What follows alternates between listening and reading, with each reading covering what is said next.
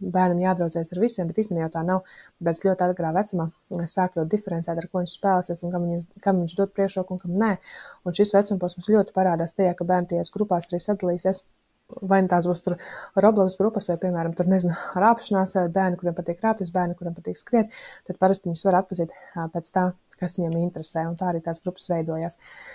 Jā, tā kā skatīties, ja bērns dara kaut kādas tādas lietas, kas ģimenē liekas tādas neatbilstoši, tad vairāk ir jādomā par to psiholoģiski, ko bērns ar to apmierina. Piemēram, varbūt arī tā, ka bērns pats pēc dabas ir tāds, varbūt tās kūtrāks, klusāks, bet viņš pieliksies bērniem, kur ir var tās tādi nebēdnīgāki. Un īstenībā tas varbūt saistīts ar to, ka šis bērns, kurš tāds klusāks un kūtrāks, viņš grib savu pašvērtējumu pacelt. Un tad, kad blakus ir kāds cits, tad bērns arī to savu pašvērtējumu var pacelt, jo, ja man blakus ir kāds, kurš tāds bravūrīgāks un tam līdzīgi, tad mani tāds pieņem, tad esmu labs un foršs, ja mani tāds pieņem, kurš ir foršs un citiem, piemēram, patīk.